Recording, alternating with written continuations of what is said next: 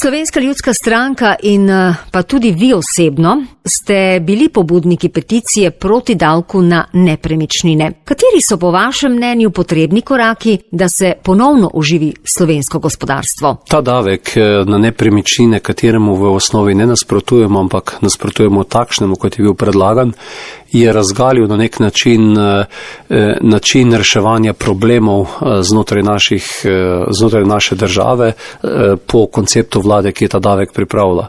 Se pravi, šlo se je za to, da bi premoženje ljudi, ki so ga ustvarjali skozi desetletja, več kot dvakrat više obdavčili s poudarkom na zasebnem premoženju, se pravi na stanovanjskih površinah in pa na drobnem in srednjem gospodarstvu. Industrijski kompleksi bi ostali približno enako obdavčeni. To je napačen koncept. Mi moramo davke zagotovo imeti, sicer ne moramo živeti, mora biti pa predvidljivi in pa pravično razporejeni. To, da bi obrt dobila 2,5-krat večji davek preko noči, je enostavno nevzdržno. Turistični kompleksi bi bili obdavčeni za 3% bruto realizacije. To propade vsakdo, ki dobi takšen davek.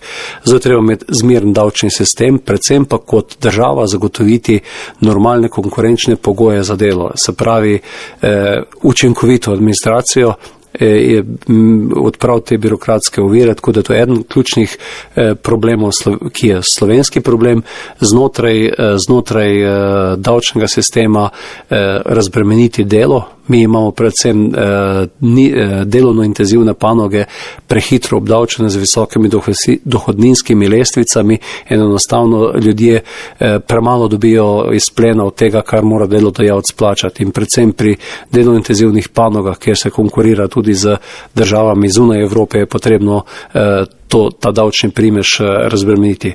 In pa delovnopravna zakonodaja, kjer je treba narediti bolj fleksibilen trg delovne sile in enostavno tiste, ki delajo, nadgraditi. Na socialnem področju pa imeti občutek za tiste, ki so pomoči potrebni.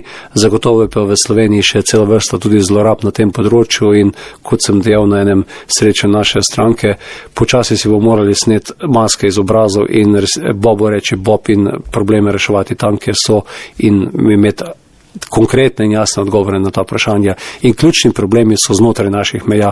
V Evropi se lahko marsičesa naučimo, ne smemo vsega uvoziti, problemov morali rešiti pa znotraj Slovenije. Bili ste župan, minister, sedaj ste poslanec in predsednik SLS, kar že nekaj časa ste v politiki. Kako komentirate trenutno stanje v naši državi? Ja, jaz mislim, da prihaja po teh več kot 20 letih samostojnosti do tega trenutka, ko bo potrebno marsikatero masko sneti z obrazov slovenski politiki, slovenskim gospodarstvenikom, bankirjem. Mi kar ne moremo resnici pogledati v oči in vztrajamo na neki vzorci, ki enostavno niso pravi in nas ne peljejo v pravo smer. Ključno za naše delo je, da bo potrebno biti pošten in pa trdo delati. Tisti, ki se teh pravil ne bo držal, bo enostavno zelo težko znotraj teh meja, znotraj naše države zagotavljalo razvoj Slovenije. Danes pa mislim, da je zaenkrat tudi v političnih vrstah, pa tudi med če hočete, gospodarstveniki, kar precej bleferjev, ki zelo dobro o pomoči tudi, če hočete, včasih tudi medijske podpore, ali pa to prihaja venomer za nekimi novimi obrazi, z različnimi kombinacijami. Kot sem že dejal, mi moramo maske sneti z obrazov, Bobo reči Bob in probleme začeti reševati danes in tu.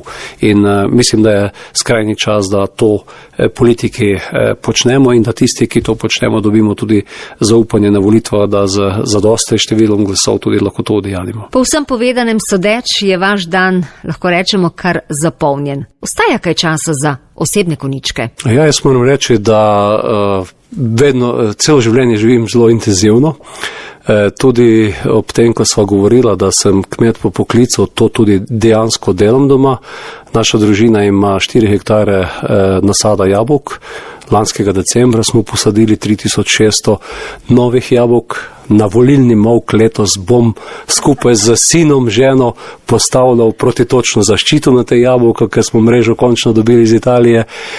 In moram reči, da si ključne baterije na film, če smem to izraz uporabiti, ravno pri tem delu v razumevanju narave, v stiku z naravo in pa v tem, da si konec leta dokažem, da kljub temu, da sem aktivno v politiki, z našo družino znamo predelati, 150 ton jabolk, 50 tisoč litrov mleka na taščeni kmetiji, da moj sin, inženir gradbeništva, redi 10-15 zložbine pri naši tašči. Jaz sem na to ponosen, naučil sem delati otroke in sebe. Rade pa, če hočete, ženo zaplešava, gremo redno na morje, tako da živimo intenzivno in sam živim kvalitetno življenje in sem zelo zadovoljen s tem. Hvala za pogovor in srečno. Hvala tudi vam za to priložnost in verjamem, da se boste Primorke in Primorce pravilno odločili. Evropske volitve 2014. Naročnik komercialnega prispevka je Slovenska ljudska